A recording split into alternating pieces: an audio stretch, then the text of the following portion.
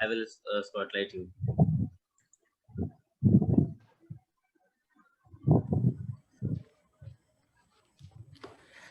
Okay, hello everyone. My name is Kishore Gautam, and I am working in a software company from last 10 years. So my today's topic is from the magic of thinking big, and the topic is build confidence and destroy fears. So as topic says, destroy fear.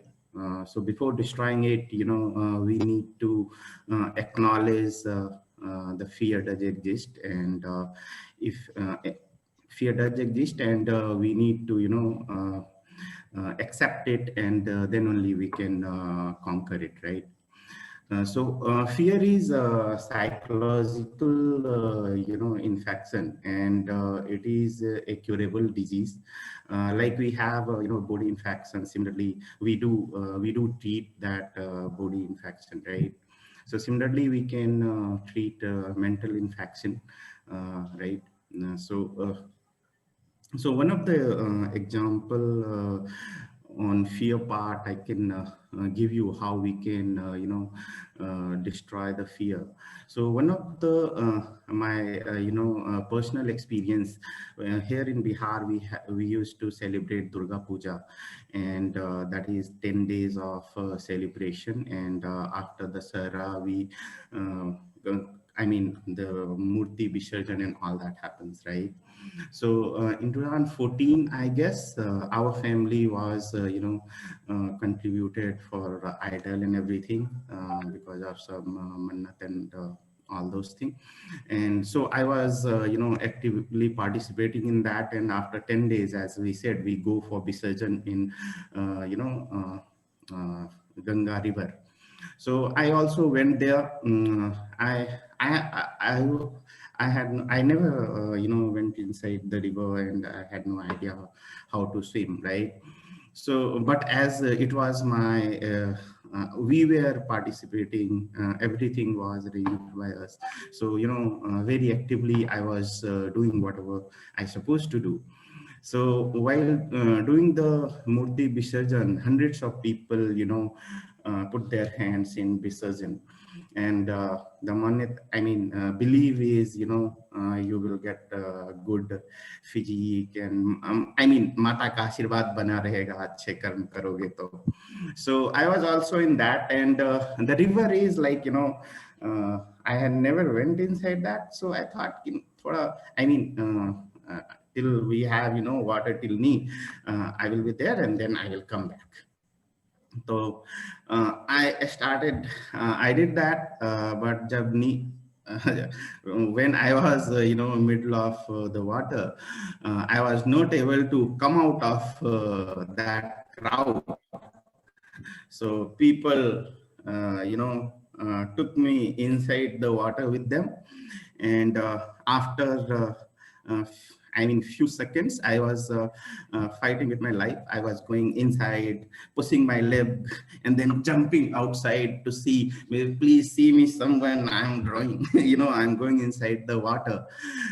Somehow my brother and other persons saw, 2-3 person from my family only laughing. They thought I am doing some gymnastic or circus, uh, right? They thought I am just trying to do something. But my brother knew I don't know how to swim, so he, he jumped, and he somehow saved me. And that was, the fear. And I understand. I know I got, new life that day.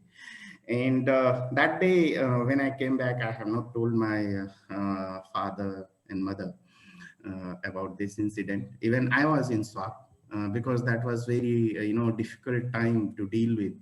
I came and I slept. I thought I got new life. But somehow, in village, everyone knows each other, right? So people started coming to meet my father. कि बच गया, बच गया, बच गया, माता का कृपा है, बच गया. My father asking, what happened? Then people said, you don't know. He was about to die today. Okay. My father, first time I saw my father, I started crying. My young son was, getting inside the water and all those pain. So that was very painful time. So I thought, what should I do with it, right? So first thing, when I went back to Gurgaon, I thought, uh, I searched on Google the best swimming pool we have in Gurgaon. I took 1 month of coaching, and now I can swim very nicely, right? Action, the overall conclusion to this is action cures fear. As I took the action, going forward, I will not give pain to my family because of my inability to do anything. So we always should, whatever fear we have, we need to take action for that, right? That is one of the thing. And next one is how we have some steps. So first, whenever you feel fear, you need to isolate your fear, and then pin it down, right? Determine what you are afraid of. So in my case, I was always afraid of water, going inside the water, right? So once you will determine what exactly the fear factor is, then you have to take action. So my action point was, I joined coaching classes and I learned it, right? So you always believe, there is some kind of solution or action is always available for every fear. We have 5,000 years of human history. So don't think you are the first person in this world and you are the first and rarest one who is facing any fear or difficulties. So there is always some solution to the problem. So this is how we can conquer it. Whenever you feel like you are going to fail an exam, instead of wasting your time in getting in worrying, you should start reading whatever subject you have. If you think, if you have lack of confidence, you think you don't look good, improve it, right? Just crying will not help. Go to some beauty parlor, invest some money, and get it done. Next day you will look better, or after 6 months you will look better, maybe after 1 year you will look better, right? So that is how we have to, whatever problem you have, whatever fear factor you have to take action, work on it over the period of time, that you will improve and your fear will go away. That's it. Thank you so much. That is what we have from today.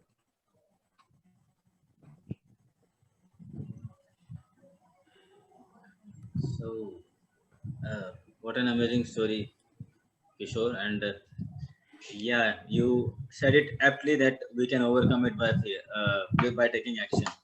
It was wonderful, very superb, and you shared a very key point of overcoming it with taking our actions. And yeah, uh, you know learn swimming. That's a good part from your story. But yeah, it was a very wonderful story. Thank you for sharing. Thank So you. next, I think uh, uh, Santosh there. Santosh Naval. I think he's not here. Nazir, can you go next? I saw Nazir. Yes, yes, sir, sure. So, Karthik, can you share the PPT? Thanks. So last week, I'm continuing with the same chapter, Stay Hungry, Stay Foolish book. So Shankar matrix story, marketing story.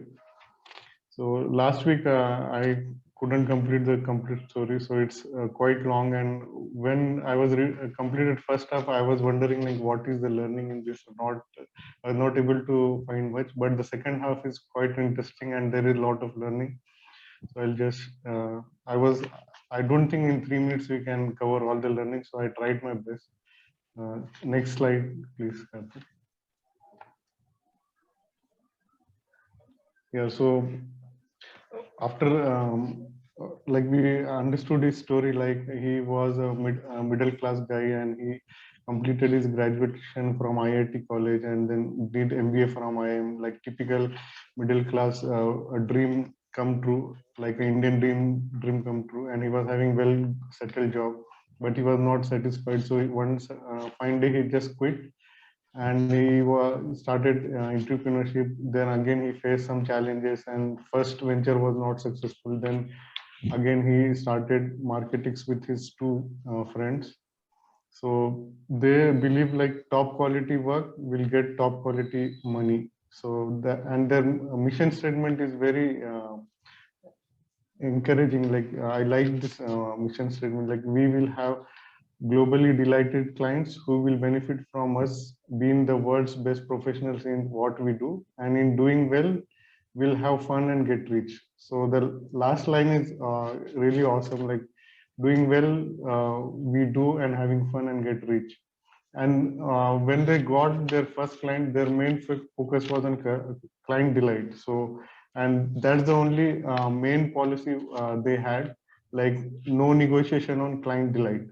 So if there is a if an employee is getting what salary, how many leaves, from where he is working, what he is wearing, that was none of their concern. Only what matters is client delight, customer satisfaction.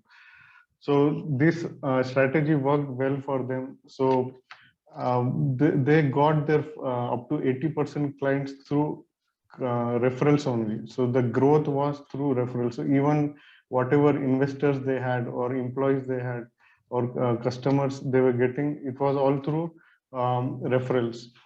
So as they were able to deliver quality work, they were getting paid well. And every year they were having double growth. Like first year they had 400 rupees, the second year it was like 1000 rupees, then 2000, 4000. For example, accurate details are not shared in the story.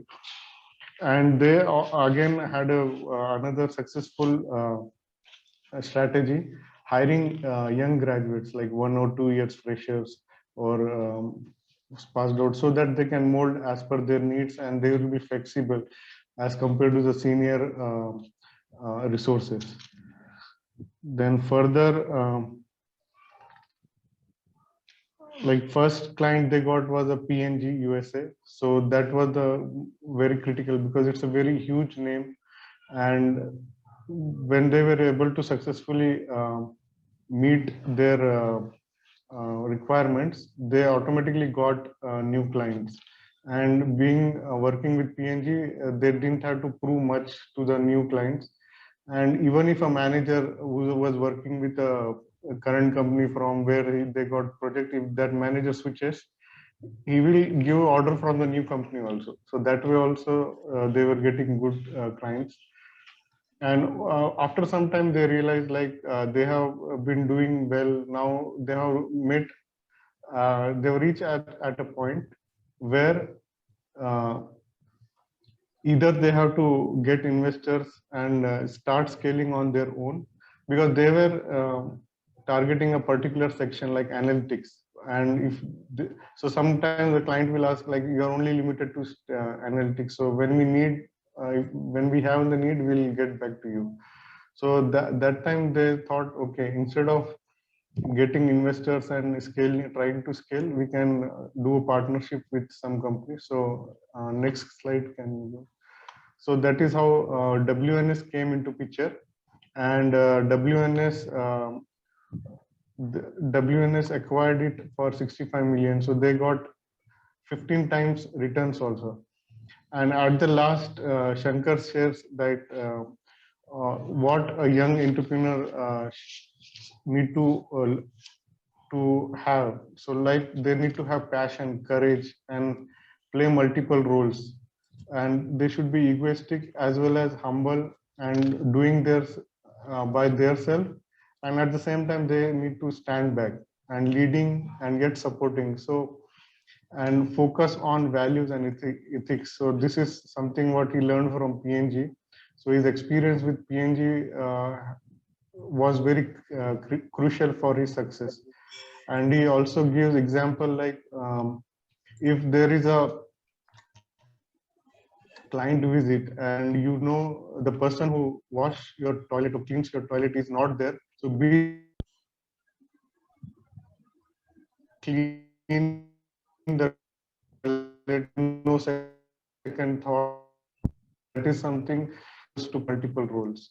And these are so many things we can learn from uh, this chapter. And next slide. And passion cannot come without some knowledge. So whatever knowledge you have of something, around that only your passion will develop. And we need angels or startup funding in the stage seed stage, so that you have enough money to prove your idea. And VC should come ideally once your model is successful, you're proven, and you want to scale, and you feel okay, this is the right time, I want to scale and I need more money. So that is when you should go for VC. But there is a catch, you should be prepared to accept the outside control also. So as the investors will come, they will come with their thoughts also. So they will try to uh, control things so that they get good returns. Yeah. So these are all the learnings I got from this story. Thanks.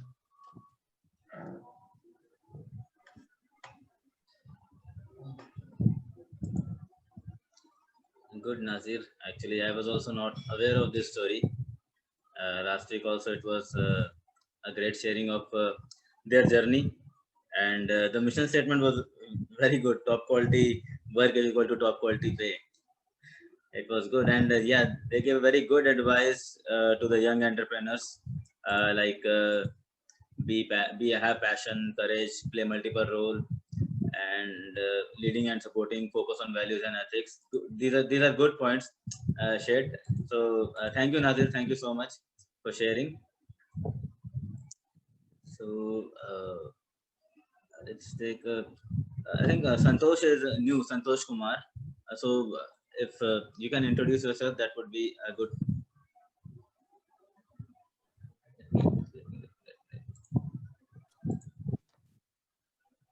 Hi everyone, this is Santosh here. So I'm basically from Gulbarga. Right now work from home is going on. I came to notice that. As an Oracle DB, I'm working at Banyan Data Services Private Limited. It's there in Whitefield, Bengaluru. So who invited you? It's Karthik Limited. Okay, okay. Welcome to our book club. Yeah, thank you. Thank you. Hope you have a good time. Yeah. Okay, so, and is Vijay new or he's already here? Vijay was already here, I guess. I think Vijay had done an introduction last time, Saurabh. Okay, that is good. So let's take our next speaker. So I think Karthik Prabhakar, is he here? Yeah, he's here. So can you go next, Karthik? Hey, Saurabh, sure. Yeah. Thanks for that. Yeah. Okay. Yeah. Okay. So everyone, hope you are all having a good evening. So today, my topic would be, I'm trying to continue with the next talk in continuation with what I've been speaking about financial literacy. So I'm speaking about the next immediate topic from the same book, it's about minding your own business. And it kind of correlates to what we have learned from the last two sessions, right? About assets, liabilities, what is your cash statements, how to confuse between assets and liabilities and all that, right? So, and we also kind of define what is wealth and how rich look at wealth and how the middle class and poor class look at wealth, right? And what is the actual definition of wealth. So starting off, taking up from there, right? Robert Kiyosaki continues explaining his stance on assets and liabilities and converts it into a different approach. So the topic is about minding your own business, right? Minding your own business, literal term might be anything, right? I mean, it can be understood in any point. But actually, in terms to give you a perspective, right? I just want to start with an example from the book itself. We all know about McDonald's, right? So, I mean, McDonald's is a popular fast food chain in the US and Canada, and also it's in India right now, right? So the one of the founders or the owners, Roy Kroc, was actually giving a talk in the University of Texas, and he asked a couple of students after the session about what they think about his businesses. I mean, what they think, what is his business about? Everyone was like confused. What is he asking? It's such a lame question, right? I mean, because everyone knows what McDonald's is famous for. It's for its cheeseburgers, fries, and all that. The reply that he got was all about a burger business. You are famous for hamburgers. That's what they call it in US. And he told, that is what I was expecting everyone to answer, but that is not my business. And everyone was like surprised, what is he telling? So then he explained that my real business is real estate. What does he mean by real estate, right? Because as you know, McDonald's is not like completely owned by one person, right? Not all the outlets is going to be owned by one person. So it is a franchisee business. So anyone can buy a franchisee, right? But most of you might not know that in the US specifically, Roy Kroc, what he did was when he did an agreement, he used to kind of have the land where the McDonald's was coming up as his own land, or he had leased that land, and so he would be renting that land to someone else. So he's actually doing an hamburger business promoting his franchisee, but he's also earning from the land. So that is what is mind your business. I mean, it's not just doing your proper business, and also you have to see how your existing business can help you to grow more assets, and more assets will give you more money, disposable money, not income. This is disposable money which you can reinvest. So that is what I wanted to start off with, and taking off from there, right? So, we have all gone through the modern education system. We have all been born in the 80s or the early 90s, some of them. So our education system is more, more refined and has more things to learn from, right? People who want to be engineers, chefs, civil servants, everywhere, doctors.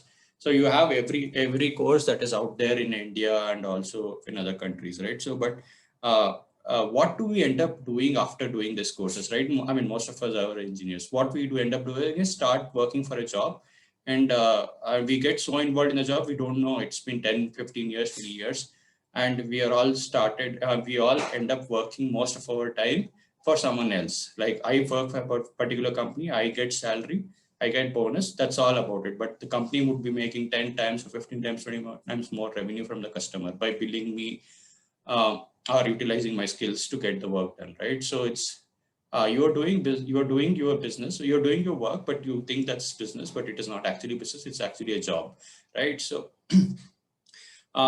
so minding your own business, actually, what does it mean? Imagine that you're still working on a job, but you get salary. You keep growing in your role. You are a AVP now. Tomorrow you become a VP, and tomorrow you become SVP.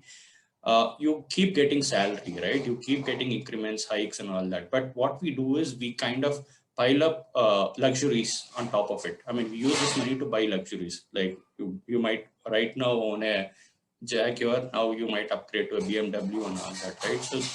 So is that the right way to go about it? That's not the right way according to Robert. And if you think properly, that's not the right way we should approach also, right? We should always invest that money, extra money, whatever we have, into buying assets which can work for us, so that we become actually wealthy. Okay, so that is what minding your business actually means. That you invest your extra capital, whatever you have, in case you don't have we don't have surplus cash to start your own firm. At least invest that extra surplus that you have to build assets which can get you money, right? So that is what being wealthy means. It is not being rich, but it is being wealthy. Riches is something where you don't have to work, but your assets keep working for you. So continuing from that, right? So I mean, let's take an example. Let's take an example for our case, right? So I mean, I mean, at least I was employed during the 2008 crash when Lehman Brothers had their mortgage loan issue, and the whole financial industry got crashed, and there was a lot of jobs lost that in India, right? So I was in Wipro that time. I remember how hard it was to get for me to get a project in Wipro that time. Uh, so what happens during that phase? Like we have as middle class people, we would have piled up so many of liabilities. We would have bought a car early in our careers. You might have bought a house. I mean, at least if not by yourself, you might have tied up with your family, your dad or mom, and bought a house on loan by investing some capital. So when you lose your job, what happens is you are, I mean, kind of bound. That you have to still pay those, right? They become, I mean, you have assets in the name of liabilities. Actually, I mean, you have liabilities in the name of assets, actually. So you still have to pay your loans, but you are only dependent on job. And so if you if you had actually minded your business and used that extra capital that you had to build upon assets during this time instead of investing on liabilities, those assets would have taken care of your expenses and any additional expenses during your layoff period or your I mean the period where you were not having a job. So even if there's no job loss and tomorrow gain capital and you want to sell your assets like your car and home or whatever it is, do you think you will still get the same value as it is right now? Home, I agree, you might get at least some almost the same value or even a little more. But if you remember, if you sell your home, you have to pay capital gain tax on that to the government, right? And cars never will. Cars is always a liability, because the once it goes out of the showroom, 25% of it is already, value of it is already reduced. So what I wanted to tell, what the author wants to tell through all these is like minding your own business actually does not mean doing what you are supposed to do and not worrying about others. It is about minding your own financial status and investing as much as you can into assets. I mean, assets can be anything, right? Shares, debentures. I mean, if you can invest in rent, I mean, properties that can give you a rental income. If you can invest in your art, I mean, you have some specific skill where you can create art and sell them for 10 times or more value. Anything that can create your cash. And the important thing is, I mean, you don't have to do this is full time, right? You don't have to be doing this business full time, because in this case, if you're doing it full time, it's almost equal to a job, right? So, I mean, any income that can create that does not need your presence all the time. Okay.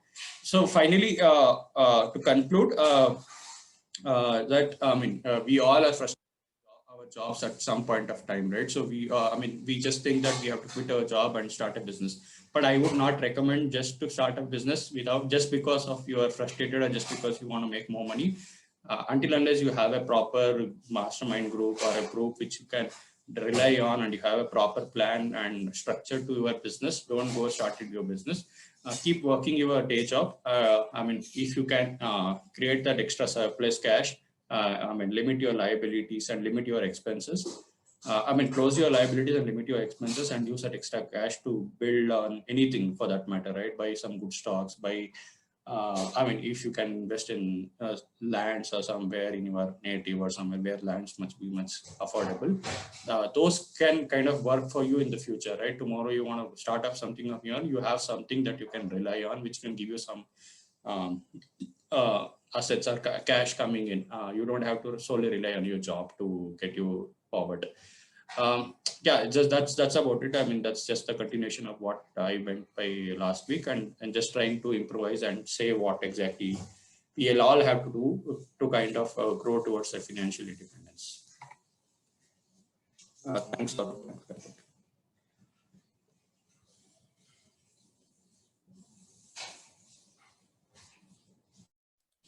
Saurabh, you are on Sorry. mute, I think. Yeah. Oh, sorry. So before I, read this book, Rich Dad Poor Dad, I had a different perception about assets and liabilities, and it really opened my eyes about assets and liabilities. And yes, you have aptly said that we have to not quit our jobs, and we have to work on our side hustles side by side. And when they are, generating uh, ourselves a good income, then we can think about switching to that part and quitting our job. So thank you so much, Karthik, for sharing. And yeah, Sahana, can you go next? You are, postponing or delaying your topic for last 2 weeks. We don't want any further delay on that. So let me. Yeah, thank you, Saurabh. That's so sweet. Yeah, I was waiting for last what 2 weeks, since 2 weeks, and I'm so happy that it's our own book club now. So thank you, Saurabh, for that. I think you can you spotlight me?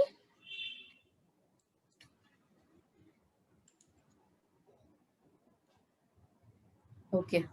So yeah, thank you again. So we are all dealing with a different phase of work life now. And we still want people to work for us and be on our side. So this book is a magical book, not just for work, but for all your other relationships. But since we are at home, I think it is more important to build our relationship with our colleagues, with our managers, with the boss we are reporting to, the subordinates who report to us. I think it is important that way to deal with them more nicely, where the people are on our side. So I'll be talking about three different instances. Instance number one is when we are not the boss, and we are reporting to someone else. Second, when we are the boss, how best we can be. And the third one is how to have a good coexistence with the workers, the other teammates or other team people. So I'd just like to share my screen. So yes, Winning with a Velvet Touch. This is the book. So the velvet touch need not be. It's not about being very touchy, but it's about how well we can touch people with our way of speaking or way of being. So it's a breakthrough approach for us to for the people to be on our side. Yeah. When we are not the boss, the first thing we need to do is we need to be a good team player, a good listener, and be prompt. What does this mean? So I here through the talk, I'll share a couple of my ups and downs that I went through in my workplace. So being a bit good team player and good listener will actually improve the productivity as a team, because you are putting in your 100% and you are being prompt on whatever you're doing. And learn your boss's body language and habits. Why? Because you will know what time you need to speak what, where and how. All these three will matter on how well you know your boss's body language. So in my case, a couple of years ago, there were a lot of downs in my career at office, and I was not able to perform well. And I always bumped into my boss at the wrong time, when he was not in the right mood or he was not in the right state of mind. I have always bumped in, and it has obviously would not give me good results. So that's where my performance started decreasing, because I did not feel comfortable sharing my problems. So and the third one is, this is very important, because we are virtually connected now. Deviating off the topic is very common. So it's always good to stick to the topic and talk when asked, only for things that are relevant. And this is for all new joinees. You're learning new processes or whatever it is. So it's important for you to take notes, because it will help you in your future when you have to recall. Because if we are on the floor, we can just call some person and ask, but at this point of with this condition, we cannot. So it's better to make notes. And it's also important to maintain a friendly relationship with your boss, but know your boundaries, because if you get too personal, it might agitate the situation. And the last one is, ask for regular assessment, not just during your performance appraisals, your mid-year appraisals, but maybe every other month or quarterly, just to see how your performance is and where we can improve. And how you take the suggestions also matter. So that will help you improve. And one important tip: if your instinct says that your boss is having a bad day, wait for an opportunity and then address a sensitive issue that you want to share. So the next one is, if obviously we all want to be leaders, right? So we will have a team to manage. So how can we be the best boss? A few points here is, it's always important to encourage and give the space to the other person, and not discourage or disparage the team, because that way we will get the best results out of them. And when especially during situations where when you have to take a critical decision, where the situation is really hot, you have to be more constructive than just being critical or being criticizing about the team or the situation. And it's always good to end with a compliment, because even if you speak thousand things in the beginning, if you end it well, people will remember that, saying that, okay, we were encouraged, let's do the best. And then it's always important to applaud success and analyze failures, because applauding success will boost the performance. And if we analyze failures than pointing it out every now and then, I think again here I'd like to take an example. So yeah, I used to deal with one boss. After that I changed multiple other bosses, my team leaders, and now I'll past 3-4 months I'm reporting to the same person, and he is able to see my difference. And the first thing he did was he said, you're doing wonderful and you're on top of everything. So he was able to find out, and the moment he said that, no, my performance with the others wherever I was lacking also improved, because I know he was encouraging me. And always be receptive to new ideas, encourage open the out of box thinking. Also, we also need to encourage healthy competition. Again, this gives us good results. And then offer constructive criticism and never be demeaning. Criticize. I mean, for according to me, constructive criticism is when we say that, I think this is where you missed it, we can improve it next time, rather than saying you should have done it. So I think that is more important. And then also obviously reward outstanding performances. And then when you want to be a boss who the person can share everything with you, is don't react without analysis. There's a lot behind the story, and always give that person space to speak. I think that way they will flourish more, because they know their comfort levels. The team will know their comfort levels and speak to you well. And the last one is how to keep co-workers coexisting. So this is where you get to see a lot of friction, because you deal with the same age group or the same mindset people, and they think they are more than you, and you think you are more than them. That's where again the clashes happen. Again, I would like to share one experience that I had a couple of months back. So this guy is a little lesser experience than me, but I moved into a new team. This guy knows very well about this process, and he wanted to be someone like, who knows everything. And he was he wanted to create the dependency.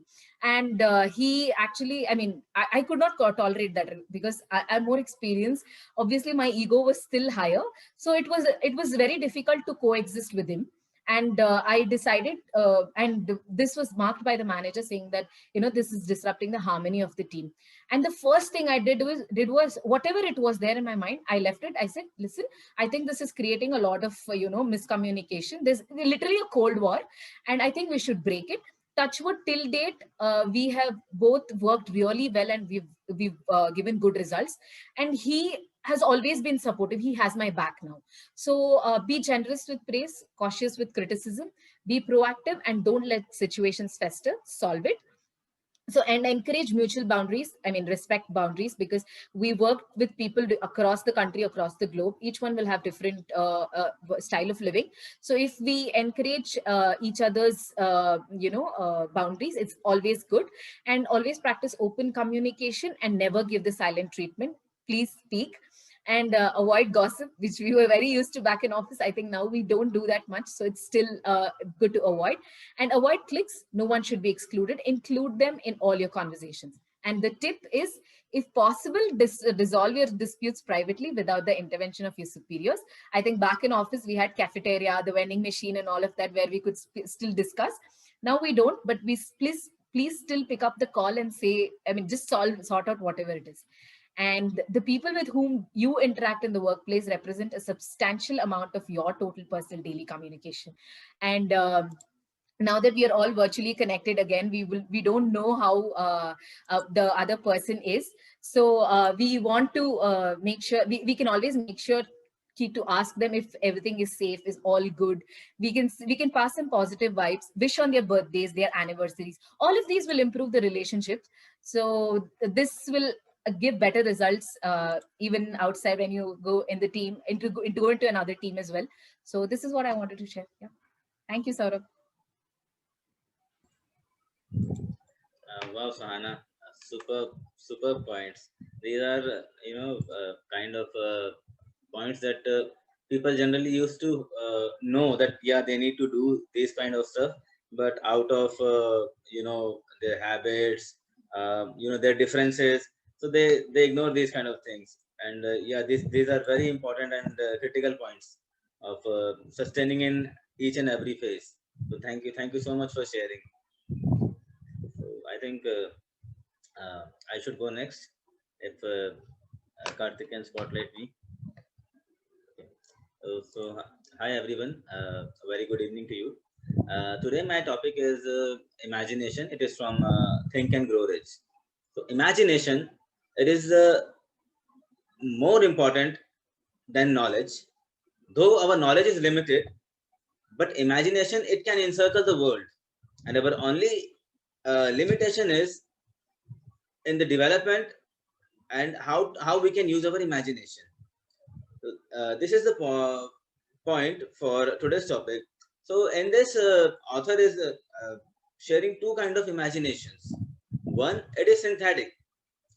That comes from arranging some old concepts, some old ideas, and planning or molding it into a new combination. Suppose if someone come up with a new law of motion, so that would be dependent on the previous three laws. So that would be kind of a synthetic imagination that they have picked up the concept from somewhere and gave their imagination or gave their new concept to that. Another is creative imagination. This is creating a direct communication with finite intelligence, and by doing this all the basic or new ideas are handed over to us. Okay, and everything that is great, it is starting with imagination. It is a key for success, and everything that we have accomplished, it starts with a single idea. uh, I think 2 to 3 decades back, moon was, I think, unconquerable, but it was someone's imagination that made it possible to people to land on moon. Okay. So that was an imagination that uh, came into reality with people implementing their idea. Okay. And for manifesting our imagination, what we can do is we can just close our eyes and see whatever we want. Like when we were kids, so what we used to do, we have a lot of imaginations that we will be becoming this, we'll be doing this, we'll be doing that. So we can imagine a lot of things and right now also just by closing our eyes. But we are only restricted by the limitations that are holding us. And sometimes it thinks that we are imagining something and we say that no, it is impossible, it is impossible. But thing is impossible until and unless we are not working on it. If we are working on it, it can become possible. And the most precious asset of our imagination is our brain. So we have to nurture it, challenge it, and use its power to make things how truly we wanted it to be. In the end, I would like to end it with a quote. Uh, if you do not see great riches in your imagination, you will never see them in your bank balance. So imagine big and make things happen. Derive and devise a plan for it and make things happen. Thank you so much.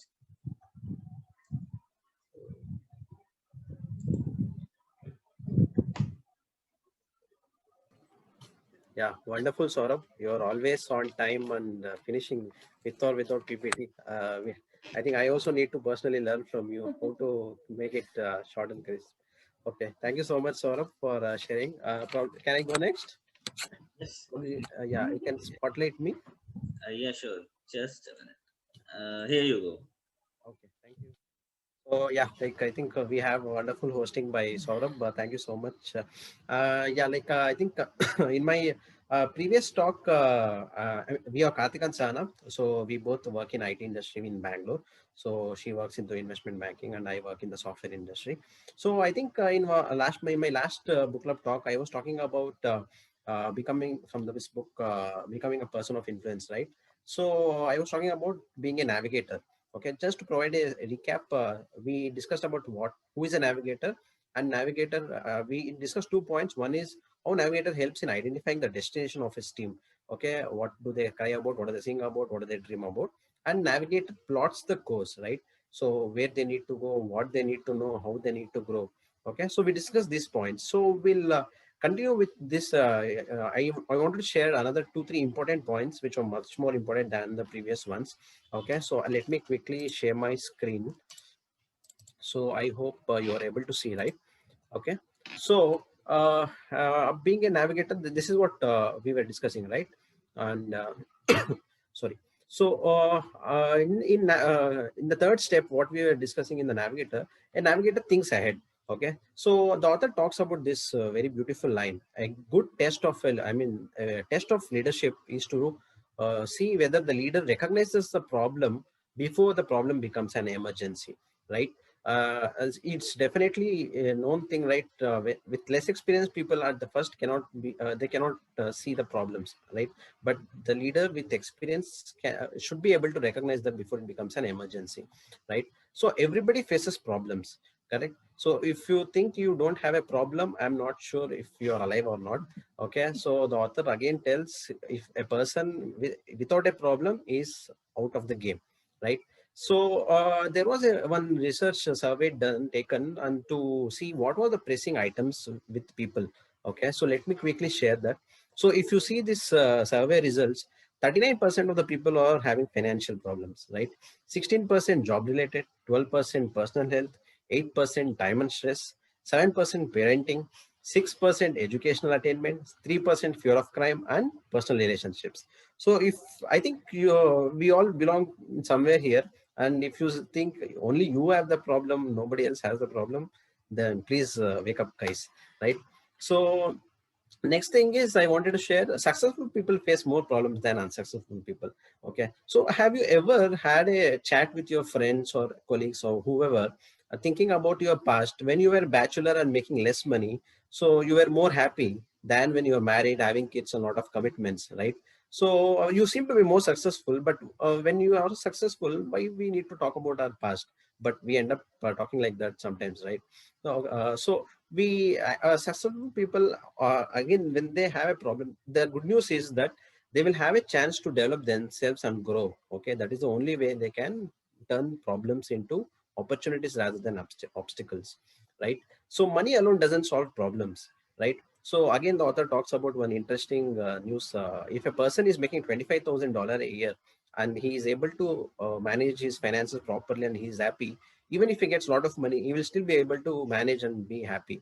But at the same time, if a person is making $25,000 a year, but he is not happy, he is dissatisfied, even if you give a lot of money, he will still remain unhappy and dissatisfied, right? So you should be in a position to manage your finances properly and make a lot of money. And definitely, there is a saying, right? I mean, I don't know if you believe, but I personally believe if crying in a Mercedes is always better than crying on a bicycle, right? And then problems provide an opportunity for growth. As I was telling, whenever you have adversity, or you converting those problems into opportunities, how do you do that, right? If like in any case, if any person gets a problem, he will act in 4 ways, right? Either of the 4 ways. What are those 4 ways? He'll either retreat into the past. Okay, he or she daydream about the future, retreat within, wait for someone to rescue them, or face the crisis and transform it into something useful. Okay, so I wanted to personally share my story. Like in 2019 and 2020, I was having a back-to-back family issues and family problems, and problem was a less word, it was more of a pain. I was not able to handle, I mean, I was not in a position to handle it. So that's when I realized, if you're watching this video today and if you're watching me my talks from quite a while now, this is because of the result of that adversity which I was in.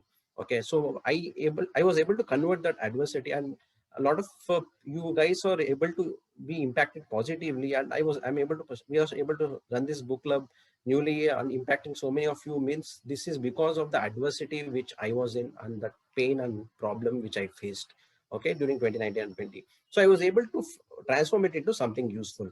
Okay, and navigator makes course corrections, right? So I mean, the author again says, if you are talking about the same problem last which you had last year, then you need to open your eyes, right? So if you are like, the problems need to keep changing. Okay, the measure of success is not how tough your problem is, it's whether your problem is changed or not, right? So he again tells, teach them not to listen to doubting critics. Again, we have, like, we have countless critics, right, in the world. That is an open secret. Course them not to be overwhelmed by challenges. Again, challenges are bound to happen. We need to figure out, make it specific, make the problem specific, come up with theories, see what are the consequences of taking the theory, in keeping your big picture in mind, right? And encourage them to seek simple solutions, and instill confidence in them, right? So before I wanted to end, I wanted to tell this small story of Edison. So this Thomas Edison, you know how we used to hire engineers. Okay, he used to go, whenever engineer during the hiring process, he used to tell them, he used to give a light bulb and ask, how much water does this light bulb hold? Okay, so to this response, like the engineers, one part of engineers used to come up with this experiment. Like, they used to use gauges or something we used to use, right? And with that, they used to measure the angles of the bulb, and based on those figures, they used to calculate the surface area. It used to take 20 minutes, right? And the second part of engineers, what they used to do, they used to fill this bulb with the water, and they used to pour this water on a measuring cap, and it hardly used to take 1 minute. So Edison never hired people who belong to the first category. Okay, he always was looking for people who find simple solutions, right? So we are all complicated creatures who are, with our experience, we need to find simple solutions, solve it. Okay, be it right or wrong. If it is wrong, it will slap on your face, right? Again, you can correct it. Okay, find simple solutions, implement it quickly, and finally, navigator stays with people, right?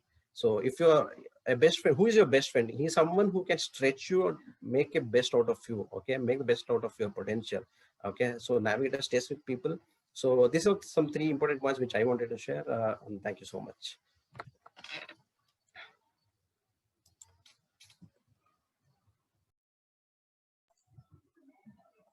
Wow, such an amazing sharing and content. You always amazes, Karthik. And we have to learn from you to how to calmly and in a proper phase share our content. So thank you for sharing. So I think it's Saurabh and Kiran, now would you like to share? Okay, do we have some time or is Yeah, it? I think we have 3 more minutes. Okay. So maybe I'll divide the talk into two parts. So I have a very interesting story to share. In fact, we were discussing, I, Vishal, and there was a coach call happening, I think Wednesday, I suppose. Yeah. So we were discussing about Sundar Pichai, okay, Google CEO. Can anyone tell me what's his salary? Any idea? 400 crore, I think. 400 crores. Okay. Any other guesses? I think 2000 crore. Too optimistic. Nice.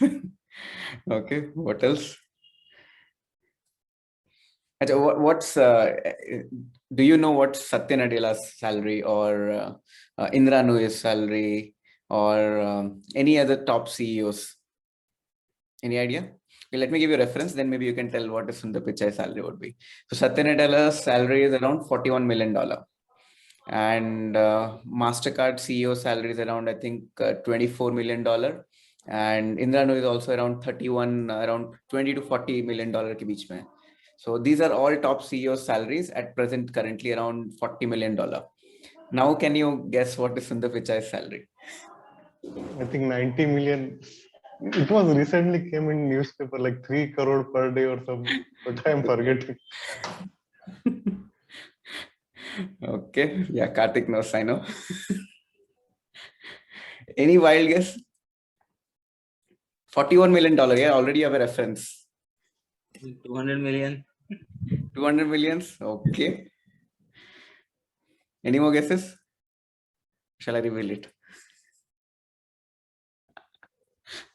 Okay, so let me reveal the real number. So I think Saurabh was quite close. His salary is definitely not that close. It is $281 million.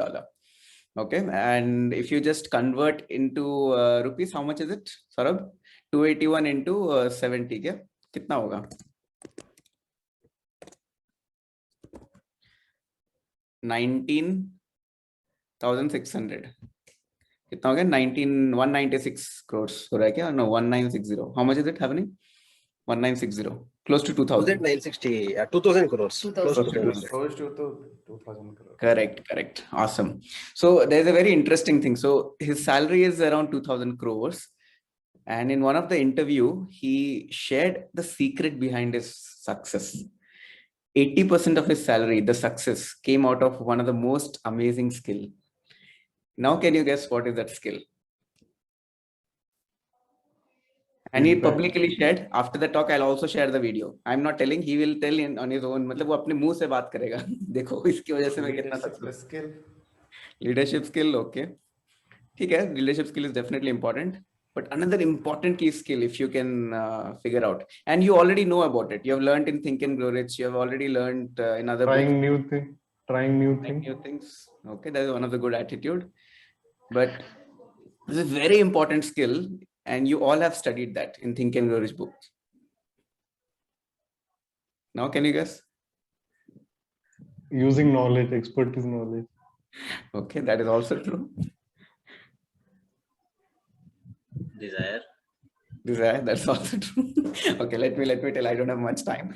So the most important skill, what he has used in his career, is definitely the art of making teamwork.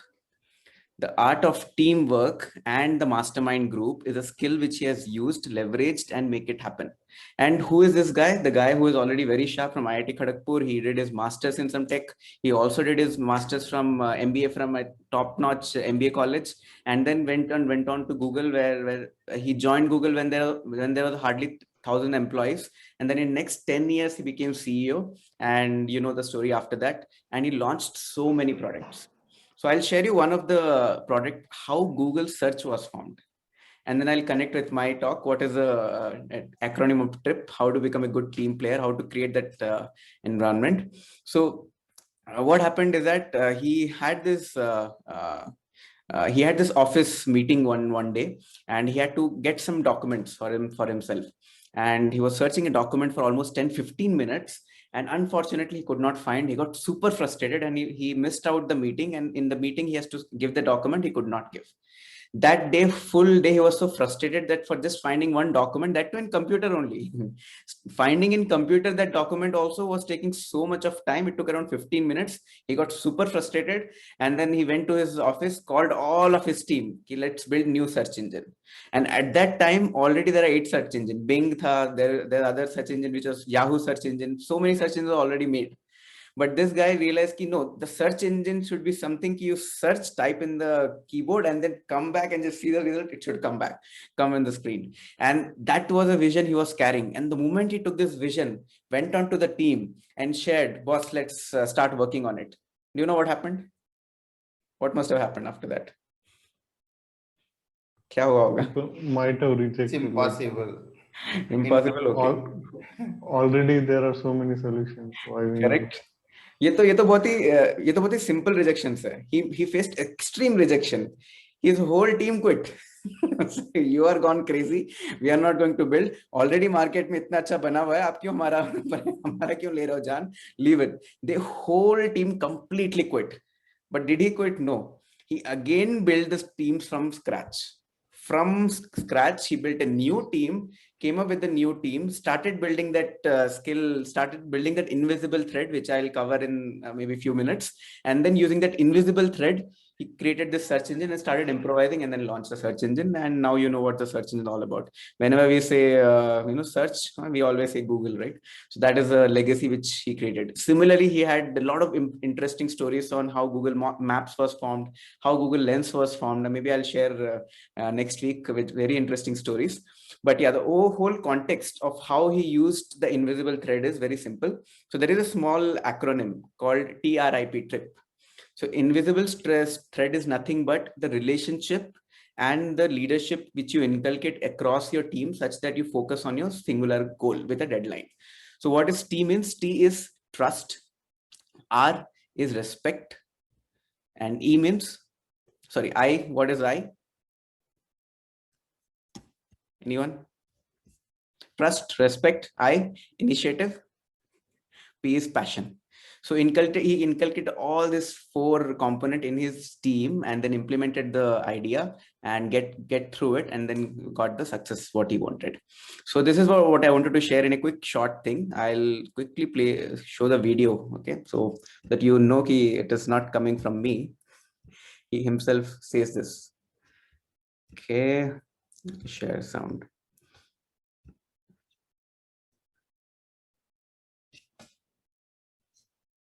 And you're a great technologist yourself.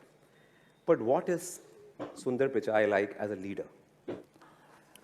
I think What is your leadership style? when you're trying to run something at the scale of Google, we have now over 60,000 people, and you rely on other strong leaders. I think a lot of what I do is I have an outstanding leadership team.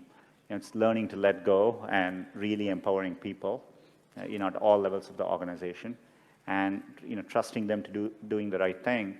And as a leader, a lot of your job is to make those people successful.